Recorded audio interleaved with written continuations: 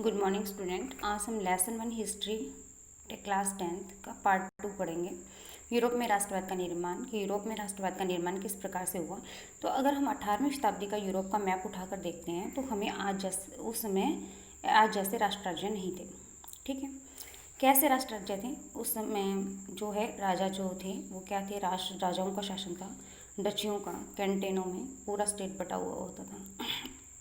ठीक है, जहाँ पर निरंकुश राजा क्या करते थे, शासन करते थे। निरंकुश राजतंत्र के अधीन थे वो सब।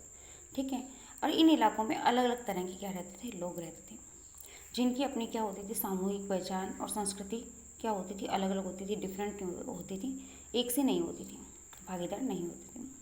अलग अलग भाषाएं बोलते थे, अलग अलग पहचान थी, अलग अलग संस्कृति थी, अलग अलग जाति समूह थे।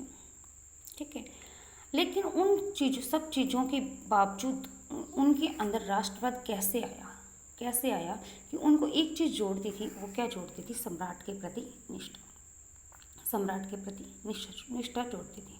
ये पहली चीज़ थी जिसकी वजह से यूरोप में क्या आया, राष्ट्रवाद आया। क्लियर है?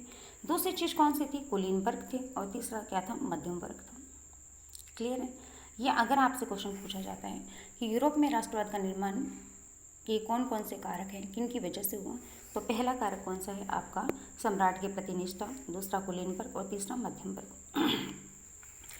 अब हमने यहाँ पर थोड़ा सा आगे डिस्कस कर लेते हैं कि अगर अलग अलग प्रकार के संस्कृति पहचान के लोग थे, संस्कृति के लोग थे, भाषाओं के लोग थे, जाति समूहों के लोग थे, तो वहाँ पर किस इलाके में कौन किस तरह के लोग रहते थे। जैसे ऑस्ट्रिया हंगरी पर शासन करने वाला जो क्षेत्र है वो कौन सा था आपका? हेम्सबर्ग शासन करते थे। ठीक है, ऑस्ट्रिया हंगरी पर कौन करते थे? हेम्सबर्ग का साम्राज्य था। इसी तरह ऑस्ट्रिया और सुडेनलैंड की बात करें, ठीक है, सुडेनलैंड यहाँ पर क्या है आपका? कुलीन वर्ग है जो क्या बोलता है? जर्मनी भाषा बोलता है। कुलीन वर्ग है, क्या बोलता है? जर्मनी भाषा बोलता है। इसी तरह से लॉम्बार्डी और वेनेशिया की बात करूँ तो इतावली बोलने वाले लोग रहते हैं। हंगरी की बात करती हूँ तो मैग्यार लोग यहाँ रहते हैं। अगर मैं यहाँ पर गालिसिया की बात करती हूँ तो पोलिश भाषा बोलने वाले लोग रहते हैं। या आपकी क्या होगी? छोटे क्वेश्चन हो गए, जैसे आपसे अलग अलग पूछा जाएगा कि ऑस्ट्रिया और स्विट्जरलैंड में कौन सा वर्ग रहता था और कौन सी भाषा बोलता था, तो भाई कुलीन वर्ग रहता था, जर्मन भाषा बोलता था। अगर आपसे पूछा जाता है लॉम्बार्डी और वेनेशिया में लोग कौन सी भाषा बोलते थे, तो हम कहेंगे इतावली भाषा बोलते थे। अगर हंगरी में पूछा जाता है कि कौन सी भाषा बोलते थे, तो मैग्यार बोलते थे ज़्यादा लोग। ठीक है, इसी तरह से आपकी गालिसिया में कौन सी भाषा बोलते थे, तो पोलिश भाषा बोलते थे। आगे समझ में क्लियर हो गया? ये सारी चीज़ें आपसे पूछी जाती हैं इसके अंदर से। आगे समझ में? फिर उसके बाद के अंदर आता है, नेक्स्ट आता है कुलीन वर्ग। कुलीन वर्ग के बारे में हम पढ़ते हैं। कुलीन वर्ग क्या होता है? बड़े जमींदारों को कुलीन कहते थे। ठीक है, बड़े जमींदार, जागीरदार। ठीक है, जब बड़ी ज़मीन, राजनीतिक रूप से ज़मीन के मालिक होते थे, बड़े मालिक होते थे, उनको कुलीन वर्ग कहा जाता था। ये यूरोप के अंदर सबसे प्रभावशाली वर्ग हुआ करता था उस समय। अब ये सदस्य क्या हैं? क्षेत्रीय विभाजनों के आर पार थे। क्षेत्रीय विभाजन के आर पार कैसे थे कि गाँवों में तो इनके क्या होते थे? खेत होते थे, जमीन जायदाद होती थी, और शहरों में क्या होती थी? इनकी हवेलियों के मालिक होते थे। समझ में आ गया? अब ये लोग जो क्या करते हैं, अपने कामों के लिए, राजनीतिक कामों के लिए या अपने बड़े लोगों के बीच में संबंध बनाने के लिए एक संपर्क भाषा फ्रेंच का प्रयोग करते हैं। यानी इनकी एक भाषा है, एक भाषा इन्होंने विकसित कर रखी है, जिससे क्या करते हैं ये लोग आपस में संपर्क बनाते हैं। इसके अलावा जो क्या करते हैं, ये वैवाहिक संबंधों से भी क्या है, आपस में जुड़े हुए हैं। ठीक है, ये दूसरे जगहों के कुलीनों से क्या करते हैं, वैवाहिक संबंध बनाते थे। इससे क्या होते थे, एक जगह के लोग दूसरी जगह के लोगों से जुड़ने लगते थे। आगे समझ में? अब इसके अलावा हम बात करते हैं कि जो ये क्या रखते थे, अपनी ज़मीनों के लिए छोटे थोड़े किराएदार या छोटे काश्तकार रखते थे, या फिर भूदास रखते थे। इस तरह से ये क्या थे, गरीब वर्ग से भी क्या थे, जुड़े हुए थे। समझ में आया कि कुलीन वर्ग क्या होता था? ज़मीन के बड़े मालिक होते थे यूरोप के अंदर। ये काफ़ी प्रभावशाली वर्ग हुआ करता था, और ये क्या करते थे, गांवों में इनकी ज़मीनें होती थी, शहरों में इनकी हवेलियाँ होती थी। इन्होंने एक संपर्क भाषा विकसित की थी, फ्रेंच भाषा, और दूसरी जगहों के लोगों से क्या बना रखे थे इन्होंने, दूसरी जगह के कुलीनों से वैवाहिक संबंध बना रखे थे। यानी ऐसी चीज़ें जिनसे क्या हुआ, एक जगह के लोग दूसरी जगह के लोगों से जुड़े। इसी तरह से गरीब वर्ग से भी जुड़े हुए हैं, क्योंकि गरीब वर्ग को क्या रखते हैं, ये किराएदार रख रहे हैं अपनी ज़मीन का, अपने छोटे काश्तकारों को खेती करवाते हैं उनसे, भूदास रखते हैं उनको। इस तरह से क्या था, कुलीन वर्ग क्या था, एक बड़े वर्ग को जोड़े हुए था, जिसकी वजह से क्या हुआ, लोग जुड़े और क्या हुआ, राष्ट्रवाद का निर्माण हुआ। समझ में आ गया। अगला उसके बाद में देखिए, तीसरा कौन सा है, मध्यम वर्ग। अब ये मध्यम वर्ग कहाँ से आता है कि जब क्या होता है, आपके यूरोप के अंदर, पश्चिमी और मध्य यूरोप के अंदर औद्योगिक क्रांति होने लगी, व्यापार बढ़ने लगा, वाणिज्य वर्ग बन गए, यानी व्यापार करने वाले लोग आए। जब औद्योगिक क्रांति हुई, बहुत सारा उत्पादन हुआ, तो क्या हुआ, बहुत सारे व्यापारिक वर्ग उदय हुए। अब ये व्यापारिक वर्ग जो क्या करते हैं, अलग अलग जगहों पर जाते हैं सामान बेचने के लिए। अब अलग अलग जगहों पर सामान बेचने के लिए जाते हैं, तो ये कौन है, बड़े बड़े उद्योगपति हैं, बड़े बड़े व्यापारी हैं, सेवा क्षेत्र में लगे हुए लोग हैं। समझ में आया। अब ये सारे लोग क्या करते हैं, दूसरे देशों से संबंध बनाते हैं, दूसरी जगहों पर जाते हैं। और जब इन दूसरी जगहों पर जाते हैं और इन्होंने क्या किया, अच्छा पैसा कमा लिया, किनके बराबर, कुलीनों के बराबर अच्छा पैसा कमा लिया, तब ये चाहते हैं कि कुलीन के विशेषाधिकार खत्म हो जाने चाहिए। देखो, कुलीन और पादरी को क्या मिला हुआ था, जन्म के आधार पर विशेषाधिकार मिले हुए थे। अब ये चाहते हैं कि उनके जन्म के आधार पर जो विशेषाधिकार मिले हुए हैं वो क्या हो जाए, खत्म हो जाएं। और ये लोग क्या हैं, शिक्षित हैं, पढ़े लिखे हैं, उदारवादी हैं। ठीक है। इसकी वजह से क्या आया, यूरोप में राष्ट्रवाद आया। तो आपका एक क्वेश्चन कंप्लीट हो गया कि यूरोप में राष्ट्रवाद का निर्माण कैसे हुआ। पहली चीज़ उनको जोड़ती है सम्राट के प्रति निष्ठा, दूसरा कुलीन वर्ग, और तीसरा क्या जोड़ता है, मध्यम वर्ग जोड़ता है। अब आगे चलते हैं, उदारवादी राष्ट्रवाद के क्या मायने हैं। तो सबसे पहले तो ये समझो कि उदारवाद होता क्या है। उदारवाद जो है, लिबरेजियम जो है शब्द है, जो कि लतानी भाषा से बना है। इसमें जो लाइबर है, लाइबर का अर्थ होता है आज़ाद, यानी नए विचारों वाले, खुले विचारों वाले। नए मध्यम वर्ग के लिए जो है उदारवाद शब्द यूज़ किया गया है। और इसका मतलब क्या है, व्यक्ति के लिए क्या मिलना चाहिए, आज़ादी होनी चाहिए, सब आज़ाद हों और कानून के सामने सभी क्या हों, बराबर हों। ये है आपका उदारवाद। अब क्या है, उदारवादी जो हैं, अब इसका क्वेश्चन कैसे बनता है, क्वेश्चन बनता है कि सामाजिक रूप से, आर्थिक रूप से और राजनीतिक रूप से उदारवादी राष्ट्रवाद के क्या मायने हैं। तो हम अलग अलग करेंगे। राजनीतिक रूप से उदारवाद के क्या मायने हैं। राजनीतिक रूप से उदारवाद क्या चाहता है, वो चाहता है कि एक ऐसी सरकार हो जो सबकी सहमति से बनी हुई हो, सबकी राय से बनी हुई हो। इसके अंदर क्या हो, कोई निरंकुश शासन ना हो, पादरी वर्ग के विशेष अधिकार खत्म हो जाएं, और क्या हो, एक संविधान हो, एक संसद हो, ऐसी सब चीज़ें चाहते हैं। लेकिन ये क्या चाहते हैं, इसके साथ साथ निजी संपत्ति का स्वामित्व भी चाहते हैं। ये कौन सा राजनीतिक रूप से उदारवाद के मायने हैं। क्या क्या चाहता है राजनीतिक रूप से उदारवाद, चाहता है कि क्या हो, उदारवाद चाहता है ऐसी सरकार जो सबकी सहमति से बने, जिसमें निरंकुश शासन ना हो, पादरी वर्ग को विशेष अधिकार ना हो, एक संविधान हो, संसद हो, ये सब चीज़ें। इसके साथ साथ निजी संपत्ति के स्वामित्व पर बल दे रहा है। ठीक है। लेकिन ये मताधिकार की जो बात करता है, तो ये सबको देने की बात नहीं कर रहा। आगे समझ में, सबको देने की बात नहीं कर रहा। अभी यहाँ पर मैं एक क्वेश्चन और बनाती हूँ। क्या क्वेश्चन है कि आज का राष्ट्रीय उदारवाद, आज का जो राष्ट्रवादी उदारवाद है और उस समय के राष्ट्रवादी उदारवाद में क्या अंतर था। तो भी देखो, उस समय का जो राष्ट्रीय उदारवाद था वो निजी संपत्ति पर बल देता है, लेकिन आज का जो उदारवाद है, आज हम उदारवाद की बात करें तो हम निजी संपत्ति के स्वामित्व पर बल नहीं देते। हम कहते हैं कि सभी को इक्वल मिलना चाहिए, संपत्ति किसके पास होनी चाहिए, राज्य के पास होनी चाहिए। ठीक है। लेकिन उस समय क्या कहते थे, निजी संपत्ति के स्वामित्व पर बल देते थे। इसके अलावा आज जो है उदारवाद राष्ट्रवाद की बात करें तो हम कहते हैं कानून के सामने सभी बराबर हो, सभी को वोट देने का क्या हो, अधिकार होना चाहिए। लेकिन उस समय सभी को वोट देने के मताधिकार के लिए वो पक्ष में नहीं है। बराबरी का विचार में सबके लिए मताधिकार के पक्ष में है। आज का तो जरूरी नहीं है, लेकिन ये जरूरी नहीं है, कह लिख रहा है ना कि क्या उस समय का जो उदारवाद है वो क्या है, सभी को वोटिंग का अधिकार देने के पक्ष में नहीं था। इस बात को हम प्रूफ भी कर सकते हैं। कैसे प्रूफ कर सकते हैं, आप याद करो पुराने टाइम पीरियड की बात, जब फ्रांस के अंदर क्या हुई थी, क्रांति हुई थी, तो वोट देने का अधिकार किसको मिला था? सिर्फ संपत्तिवान पुरुषों को मिला था। जो संपत्तिवान पुरुष थे, महिलाएं थी, उनको क्या किया था? राजनीतिक अधिकारों से वंचित रखा गया था, उनको वोट देने का अधिकार हमने नहीं दिया था। फिर उसके बाद क्या हुआ था? आपका जैकोबियन का शासन आया। 1792 के अंदर क्या आया? आपका जैकोबियन का शासन आया था, जिसके अंदर क्या हुआ था? सभी पुरुषों को वोट देने का अधिकार मिला था। फिर नेपोलियन का शासन आया। नेपोलियन के शासन के अंदर क्या हुआ कि सीमित मताधिकार हो गया वापस, कि पुरुषों को अधिकार है, महिलाओं को अवयस्क कह दिया और उन्हें पिता और पति के अधीन कहा कि तुम्हें वोट देने का अधिकार नहीं है, ठीक है, पिता और पति के अधीन रहो सिर्फ, ठीक है। इस तरह से हम बता सकते हैं कि जो प्राचीन समय था, पहले वाला जो समय था, वो यूरोप में जो उदारवादी राष्ट्रवाद था, उसके अंदर दो चीज़ें नहीं थी। क्या नहीं थी? एक तो निजी संपत्ति के स्वामित्व पर वो बल दे रहे हैं, दूसरा क्या है, वो जो वोटिंग है वो सभी को, वोटिंग का अधिकार सभी को बराबर मिले, यह जरूरी नहीं था। अब उसके बाद में आता है हमारा आर्थिक क्षेत्र में उदारवाद। आर्थिक क्षेत्र में उदारवाद क्या कहता है?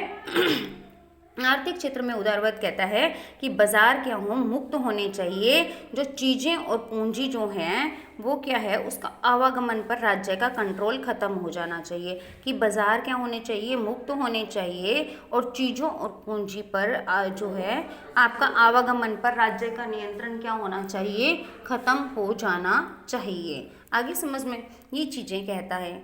अब इसके अंदर क्या है आपका, ये दोनों चीज़ें कह रहा है, दोनों चीज़ों की डिमांड है उसकी। अब इन चीज़ों को देखो, वो क्यों चाहता है कि राज्य द्वारा लगाए गए नियंत्रण खत्म हो जाएं? क्योंकि आप इसको पहले वाले टाइम को उठाकर देखो। जैसे आप पहले वाले टाइम को उठाकर देखते हैं तो क्या है आपका, 1833 में हेम्सबर्ग से न्यूरेमबर्ग जाने वाले, जो हेम्सबर्ग से न्यूरेमबर्ग जाने वाला जो सामान है, उसको में एक व्यापारी को 11 नाकों से गुजरना पड़ता है। 1833 में जो हेम्सबर्ग से न्यूरेमबर्ग एक व्यापारी जो सामान बेचने जाता है ना, उसको 11 नाकों पर शुल्क देना पड़ता था। आगे समझ में। और ये शुल्क क्या होता था? 5% तक होता था, और अलग अलग जगह पर अलग अलग वजन और साइज के अकॉर्डिंग टैक्स लगता था। जिसमें क्या होता था, हर जगह क्या होगा, हर नाके पर सामान तोला जाएगा, आगे समझ में, ये नापा जाएगा, और उसके बाद क्या लगाया जाएगा, उस पर क्या लगाया जाएगा, टैक्स लगाया जाएगा। जैसे फॉर एग्जाम्पल यहाँ पर हम लेते हैं कपड़ा नापने का पैमाना, जिसको क्या बोलते हैं, वही बोला जाता है एले। कपड़ा नापने के पैमाने को क्या कहा जाता था? एले। तो एक छोटा क्वेश्चन भी है, एले किसे कहते हैं? तो कपड़ा नापने के पैमाने को एले कहा जाता था। अब इसकी लंबाई हर जगह अलग अलग होती थी। जैसे देखो, फैक्टफोर्ड के अंदर जो है इसकी लंबाई है 54.7 सेंटीमीटर, मेज में इसकी लंबाई है 55.1, न्यूरेमबर्ग में इसकी लंबाई है 65.6, फाइबर्ग में इसकी लंबाई है जो कितनी है 53.5 सेंटीमीटर। यानी हर जगह क्या है कि पैमाने अलग अलग हैं, तो हर जगह बार बार कपड़ा नापा जाएगा, उसके अकॉर्डिंग क्या होगा, टैक्स लगेगा। ऐसे में क्या होगा, देरी भी होगी और अलग अलग जगह पर टैक्स चुकाने में व्यापारी को नुकसान भी होगा। समझ में आ गया? इसलिए जो आर्थिक क्षेत्र में उदारवाद है वो क्या चाहता है कि बाजार मुक्त होने चाहिए, चीज़ों और पूंजी के आवागमन पर राज्य द्वारा लगाए गए नियंत्रण खत्म होने चाहिए। समझ में आ गया? इसके अलावा वो और क्या चाहता है, आर्थिक क्षेत्र में उदारवाद और क्या चाहता है, आर्थिक की क्या होना चाहिए, रेलों का जाल बिछना चाहिए, यातायात के साधन सुगम हो जाने चाहिए। ठीक है, इसके लिए जो उदारवादी लोग थे उन्होंने क्या, ये भाई आपका वस्तुओं का, लोगों का, पूंजी का आवागमन क्या हो, बांधा रही तो कोई इसके बीच में समस्या पैदा ना हो, इसके लिए उन्होंने क्या किया था, सब लोगों ने इकट्ठा होकर एक संघ भी बनाया था, जिसका क्या नाम था, जाल वेराइन संघ। प्रशा की पहल पर एक शुल्क संघ बनाया था, जाल वेराइन संघ, कि हम टैक्स एक ही जगह दे देंगे, बार बार नहीं, हर नाके पर हमें टैक्स ना देना पड़े, बार बार हमें रुकना ना पड़े, ताकि क्या हो जाए, अवरोध खत्म हो जाए। अब इसमें क्या कर दिया गया, मुद्राओं की संख्या कितनी कर दी गई, 2 कर दी गई। पहले जो क्या थी 30 से ऊपर थी, यानी वे जो पहले क्या थी 30 से ऊपर थी, वो अब क्या कर दी गई, 2 कर दी गई। क्लियर है? वो 2 कर देगी। इसके अलावा रेलों का जाल बिछा दिया गया, में गति आई। ये सब क्या चाहता है, एक आर्थिक उदारवाद चाहता था। क्लियर है। अब आगे हम पढ़ते हैं 1815 के बाद नया रूढ़िवाद। 1815 के बाद नया रूढ़िवाद, देखो रूढ़िवाद और आगे शब्द लगा हुआ है नया। नया रूढ़िवाद क्या होता है, तो पहले हम पुराने को समझते हैं। रूढ़िवाद क्या होता है, रूढ़िवाद क्या होता है बेटा, रूढ़िवाद क्या होता है, ऐसा राजनीतिक दर्शन जो परंपरा और स्थापित संस्थानों और रीति रिवाजों पर बल देता है, यानी जो ट्रेडिशनल पर बल देता है, जो पुराने हमारे बूढ़े नहीं होते क्या, जो पुराने रीति रिवाज परंपराओं पर ये क्या होते हैं, बंधे रहते हैं, बदलना नहीं चाहते थे, है ना, ठीक है, वो बिल्कुल धीरे धीरे बदलते हैं, वो क्या होते हैं, रूढ़िवाद। यानी रूढ़िवादी लोग उस समय कौन थे, जो पुराने ही राजाओं का शासन चाहते हैं, बदलना नहीं चाहते, लोकतंत्र वगैरह नहीं, डेमोक्रेसी वगैरह नहीं चाहते हैं। आगे समझ में। अब आता है इसमें नया रूढ़िवाद। अरे नया रूढ़िवाद क्या क्या मतलब है, देखो रूढ़िवाद का अंत कब हो गया था, जब आपका लुई 16वां मरा था फ्रांस के अंदर, और उसके बाद में नेशनल असेंबली बनी थी, तो रूढ़िवाद का अंत हो गया और क्या आ गया था, डेमोक्रेसी आ गई थी। फिर उसके बाद में क्या आया, आपका नेपोलियन का शासन आ गया। अब उसके बाद में जब नेपोलियन का शासन आपका आया, जिस समय नेपोलियन का शासन आया था, उस समय क्या हुआ था, उन्होंने जो रूढ़िवाद लोग थे ना, वो उन्होंने कहा कि भी राज्य और समाज को बनाकर रखना है तो राजतंत्र, चर्च, ऊंच नीच, संपत्ति, ये सब बना के रखनी पड़ेंगी। क्योंकि उन्होंने देखा जब नेशनल असेंबली का टाइम पीरियड आया 1791 में, 92 में जैकोबियन का टाइम आया, फिर उसके बाद के अंदर क्या आया, आपका डायरेक्टरी का शासन आया, तो अच्छा सिस्टम नहीं बन पाया। लेकिन जब नेपोलियन का शासन आया और नेपोलियन ने राजतंत्र स्थापित किया, तो एक अच्छा सिस्टम स्थापित हुआ। तो उन्होंने कहा राजाओं का शासन ही ठीक है। आगे समझ में, रूढ़िवादी लोग क्या मानते हैं, राजाओं का शासन ही ठीक है, तो राजतंत्र, चर्च, सामाजिक ऊंच नीच, संपत्ति का अधिकार, परिवार, ये सब चीज़ें क्या होनी चाहिए, बनी रहनी चाहिए। वापस इन्होंने वही पुरानी चीज़ों पर चले गए। लेकिन इन्होंने कुछ चीज़ें नेपोलियन द्वारा किए गए सुधारों से इन्होंने समझ लिया कि कुछ चीज़ें चेंज करनी भी पड़ेंगी। क्या करनी पड़ेंगी, आधुनिकीकरण करना पड़ेगा। राजतंत्र को मजबूत बनाने के लिए क्या रखना पड़ेगा, एक अच्छी सेना, ठीक है, और कुशल नौकरशाही, गतिशील अर्थव्यवस्था, सामंतवाद और भूदास प्रथा को खत्म करना पड़ेगा। यानी क्या किया इन्होंने, कुछ चीज़ें पुरानी अपनाई और कुछ चीज़ें क्या की, नेपोलियन ने जो सुधार किए थे वो वाले क्या किए, प्लस कर लिए। इसलिए हम इसको क्या बोलते हैं, नया रूढ़िवाद बोलते हैं। क्लियर हुआ, नया रूढ़िवाद क्या था। अगला उसके बाद में आता है कि अब नेपोलियन को किसने हराया था, तो नेपोलियन को सभी ने आपने पढ़ा कि नेपोलियन किस में हारा था, वाटरलू के युद्ध में हारा था। कब, 1815 में। तो किन किन देशों ने मिलकर हराया था, मित्र देशों ने। अब मित्र देश कौन कौन से थे, आपके ब्रिटेन, रूस, प्रशा और ऑस्ट्रिया। मित्र देश कौन से हैं, ब्रिटेन, रूस, प्रशा और ऑस्ट्रिया, ये यूरोपीय शक्तियाँ थी जिन्होंने मिलकर नेपोलियन को हराया था। जब नेपोलियन हार गया तो नेपोलियन के एक बड़े क्षेत्र पर किसका अधिकार हो गया, इन मित्र देशों का अधिकार हो गया। अब ये मित्र देशों ने क्या किया, ये सारे के सारे क्या हुए, वियना में मिले। कहाँ पर मिले, वियना के अंदर मिले। और वियना के अंदर इन्होंने क्या किया, एक सम्मेलन किया। ठीक है, इस सम्मेलन का जो अध्यक्ष है वो कौन बना, आपका ऑस्ट्रिया का चांसलर जो है ड्यूक मेटरनिक बना था। कौन बना था, ऑस्ट्रिया का चांसलर ड्यूक मेटरनिक बना था। आगे समझ में। और इस वियना संधि के अंदर क्या किया गया, कुछ डिसीजन लिए गए। तो वियना संधि के अंदर क्या क्या, वियना संधि 1815 के बाद में फ्रांस में कौन कौन से बदलाव किए गए, तो यूरोप में यानी या वियना संधि में क्या क्या तय किया गया, क्या क्या डिसीजन लिए गए, या 1815 की वियना जो संधि हुई थी उसमें क्या क्या डिसाइड हुआ। क्या क्या डिसाइड हुआ कि इसमें क्या किया गया कि वो नंबर 1 कि वो सारे बदलाव खत्म कर दिए जाएं जो कि नेपोलियन ने किए हैं। नेपोलियन द्वारा किए गए सभी बदलाव खत्म कर दो। और क्या कर दें, वापस से फ्रांस के अंदर बुर्बो वंश की सत्ता स्थापित कर दो। आगे समझ में। इसके अलावा फ्रांस से वो सारे इलाके छीन लिए गए जिन पर क्या किया था, नेपोलियन ने कब्जा किया था, और उन देशों को वापस लौटा दिए गए। नंबर 4 क्या किया गया कि नेपाल जो फ्रांस है, फ्रांस की सीमाओं पर ऐसे शक्तिशाली राज्य कायम कर दिए ताकि भविष्य में फ्रांस का विस्तार ना हो सके, दोबारा से कोई तानाशाही पैदा ना हो सके। समझ में आया कि वियना संधि 1815 में हुई, जो उसमें क्या क्या बदलाव किए गए कि वो सारे बदलाव खत्म कर दिए जो कि इसने किए थे, नेपोलियन ने किए थे। उसमें क्या फ्रांस में दोबारा से क्या आ गया, बुर्बो वंश की सत्ता आ गई। आगे समझ में। और क्या किया गया, फ्रांस ने उन सभी इलाकों को खो दिया जिसको नेपोलियन ने जीता था, उसे छीन लिए। इसके अलावा फ्रांस की सीमाओं पर कई ऐसे राज्य कायम कर दिए ताकि भविष्य में फ्रांस का दोबारा से विस्तार ना हो सके। क्लियर है। अब उसके बाद के अंदर नेपोलियन ने जो राज्यों का संघ बनाया था वो कितना था, 39 राज्यों का संघ था। जर्मन राज्यों का जो संघ स्थापित किया था उसको एज इट इज़ रख दिया गया, 39 राज्यों का। अभी आपको छोटा क्वेश्चन भी है कि नेपोलियन ने कितने राज्यों का संघ बनाया, 39 राज्यों का संघ बनाया, उसको वैसे का वैसा रख दिया गया। ये सब काम किए गए वियना संधि में। अब हमारा क्वेश्चन एक और बनता है, क्या बनता है, यूरोप के नक्शे पर उन परिवर्तनों को चिन्हित करो जो वियना कांग्रेस के परिणाम स्वरूप हुए। यानी यूरोप में कौन कौन से चेंजिंग किए गए, तो कौन कौन से चेंजिंग किए गए उसके बारे में पढ़ते हैं कि जो फ्रांस था ना उसके उत्तर में नीदरलैंड राज्य बना दिया। ठीक है। और उसके बाद के अंदर हम बात करते हैं दक्षिण में आपका पिडमांट में जेनोआ जोड़ दिया। पिडमांट को क्या दे दिया, जेनोआ का क्षेत्र दे दिया। इसके अलावा प्रशा को पश्चिम सीमा पर बिठा दिया भाई। इसके अलावा जो आपका ऑस्ट्रिया है उसको क्या कर दिया, उत्तरी इटली दी गई। इसके अलावा जो प्रशा है, प्रशा को सैक्सनी का हिस्सा दे दिया गया। ये सब के परिवर्तन किए गए यूरोप के नक्शे पर कब, वियना कांग्रेस के बाद। क्लियर हो गया कि कौन कौन से चेंज किए गए। अब अगला क्वेश्चन आता है कि जो 1815 में नया रूढ़िवाद व्यवस्था थी वो कैसी थी।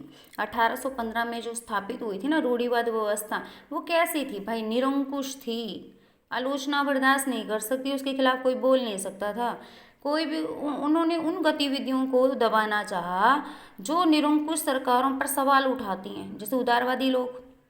सेंसरशिप नियम बना दिए अखबारों में, किसी भी जगह सरकार का विरोध नहीं कर सकते आप, जिसका उद्देश्य अखबारों में, किताबों में, नाटकों में, गीतों में उन बातों पर कंट्रोल लगाना था जिसमें फ्रांसीसी क्रांति की स्वतंत्रता और मुक्ति के विचार झलकते थे। यानी ऐसी चीज़ों को कंट्रोल कर दिया गया, निरंकुश राजतंत्र स्थापित कर दिया गया। और ऐसे के अंदर क्या किया गया, जो उदारवादी थे, उदारवादी जो थे उनको बिल्कुल क्या कर दिया गया, अंडरग्राउंड कर दिया गया। लेकिन उदारवादी जो थे अभी भी किस बात पर डटे हुए थे कि उनको क्या चाहिए था, उनका एक ही मुद्दा था, क्या मुद्दा था, प्रेस की आज़ादी। देखो बात सुनो, उदारवादियों के मुद्दे की अगर हम बात करते हैं तो देखो यहाँ पर हमने जब उदारवाद पढ़ा तो हमने 19वीं शताब्दी का उदारवाद जब हमने क्या पढ़ा कि उनको राजनीतिक क्षेत्र में चेंज चाहते हैं, आर्थिक क्षेत्र में चेंज चाहते हैं, सामाजिक क्षेत्र में चेंज चाहते थे। क्लियर है। लेकिन जब 1815 के में उदारवाद क्या चाहता है, एक नंबर में उदारवाद क्या, अब क्या डिमांड है, क्या उद्देश्य है, उदारवाद क्या डिमांड रखता है, क्या प्रेस को आज़ादी मिल जाए, ये डिमांड रखता है। 1815 के में जो आपका जो स्थापित रूढ़िवाद व्यवस्थाएं थी तब उदारवाद क्या मुद्दा रख रहा है, प्रेस की आज़ादी का मुद्दा रख रहा है। क्लियर है। अब लास्ट बच गया हमारा सेकंड टॉपिक का क्रांतिकारी। अब क्रांतिकारियों की बात सुनो। देखो जब 1815 के अंदर आपका क्या हो गया, रूढ़िवादी व्यवस्था स्थापित होगी। अब 1815 में जब रूढ़िवादी व्यवस्था स्थापित होगी तो जितने भी उदारवादी थे या राष्ट्रवादी थे वो सारे क्या हो गए, भूमिगत हो गए, अंडरग्राउंड हो गए। लेकिन फिर भी उन्होंने गुप्त संगठन बनाने जारी रखे। आगे समझ में।